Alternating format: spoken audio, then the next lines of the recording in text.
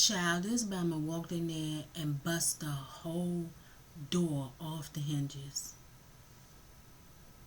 Welcome to Receive and Relate. If this is your first time here, my name is Tara Walker.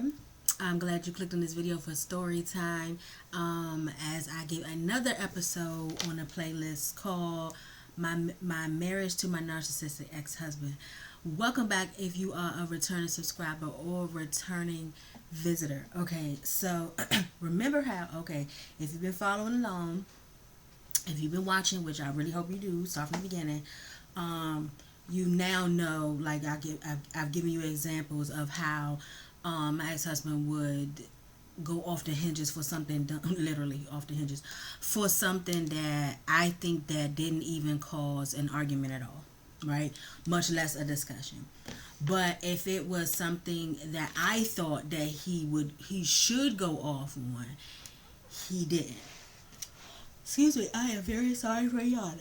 I did not have a nap today. I was running some errands. Oh, let me just plug this in real quick. So your girl got her new phone. Ow! She got her new phone. This is the iPhone 16 Pro Max now. And the reason why I'm so excited is because no shade to my laptop. Because my old laptop, has been holding it down. But I'm sure you could tell, you know what I'm saying, by the quality. I'm only on a 720 type lens or focus or whatever you call it, because that's how I got this laptop in 2014. And I had to start recording from here because my iPhone with my 500, what is it, 512, 513, whatever it is, gigabytes, it was like at 509. And I don't care how many photos and stuff that I try to delete and everything like that. Sorry, y'all. This is a quick little update. It wasn't enough for me to record, do what I had to do. So I had to get a new phone. But I had to wait a minute to get it. So my husband paid my bill, which he does anyway. He paid my bill. But I was blessed with some Christmas money. So your girl got a new phone. Okay. So now we'll be back in action with that soon. I may just it depends. I may flip flop and do both, because another reason why I'm in the office, because it's too cold to film outside in the car. I love outside in the car. I love being out and about, but it's cold, okay? And ain't nobody trying to be running gas all the way out, keep running the heat and stuff like that. But anyway, let's get to this episode. I just wanted to just throw that little plug in there. Your girl got her phone. So happy. Yeah, he would just go ballistic off the stuff that was petty, but would be like a church mouse on the stuff that I would think that he would go on. But this particular day, okay, so I was talking to a friend of mine. Now, I met this person when we were a lot younger. I met them maybe when I was around 12, 13. Just kept in touch here and there through the years, see each other now and then. This was a guy. And I think I don't know if we saw each other somewhere and exchanged numbers again, if it was social media, I'm not sure. It might have been Black Planet, because this was back in 2003. So, 2003, 2004. So, I don't remember how we reconnected. But we reconnected, and he texted me, and I texted him back, and I was like, oh, okay, you know what I'm saying, let me go ahead and talk to my buddy. Child, why I do that? So I went into the bedroom, because I was out with my ex-husband in the living room. So he was somewhere around me. Remember I said he always around, somewhere around me. And so I went for some privacy in the bedroom. And this wasn't to be like on the phone, like, you know what I'm saying, like that type of privacy. I just didn't want to talk on the phone around him. I knew how he was. I knew how possessive he was, asking all these type of questions. And I just didn't feel like being, you know what I'm saying, in a courtroom for somebody that's just a friend of mine that I've known for many years now. Like, I'm not saying many. I was only 20. If it was 2003, I was 24. If it was 2004, I was 25. But you know what I'm saying? Like, I've known this person since I was 13, 12. I don't have time to be answering no questions like that. I know him, and I'm just catching up with him. Y'all, I think I might have been in the room like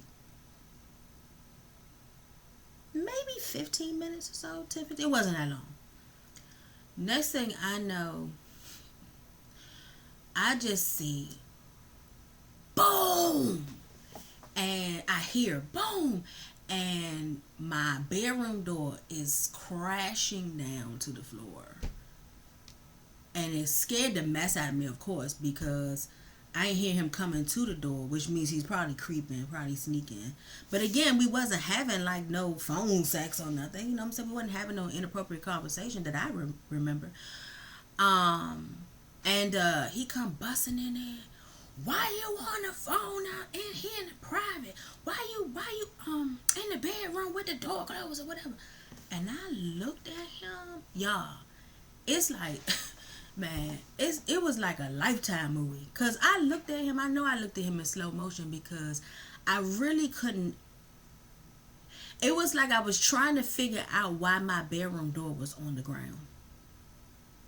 I was like, what is wrong with you? And then either, because I know he heard him. I know he had to hear him. But I can't remember that if he said I call you back or I said, but anyway, nonetheless, of course we got out the phone. And look, I remember my phone. This how long ago that was. I think I had a flip phone.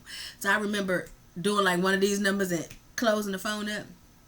And I just looked at him in awe. A lot of times when he would go ballistic like this, I just would stare at him because I didn't understand him. I didn't understand who I was living with. Like, it was to the point where I was like asking questions like, who are you? Like, where did you come from? Like, what is wrong with you? Like, this was literally my question to him all the time.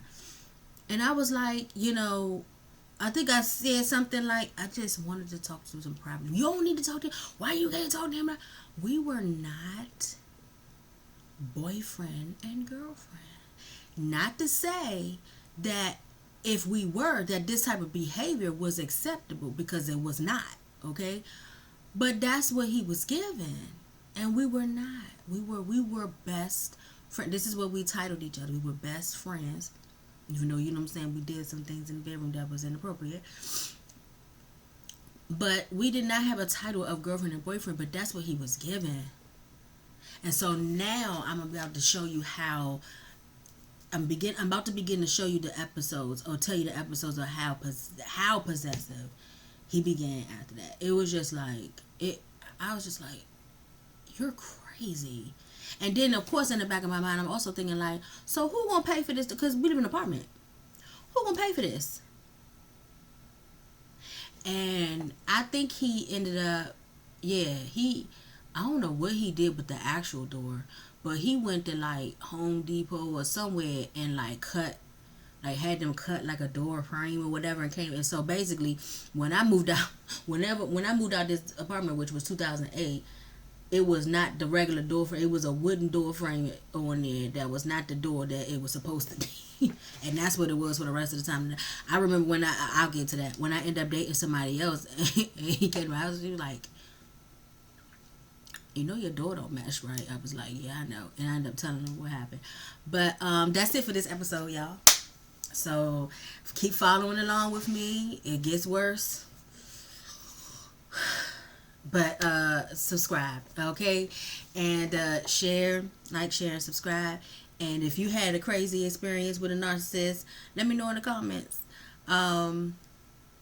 Because people receive when they can relate. People need to know they're not the only one out there, okay? That's why I'm sharing my story.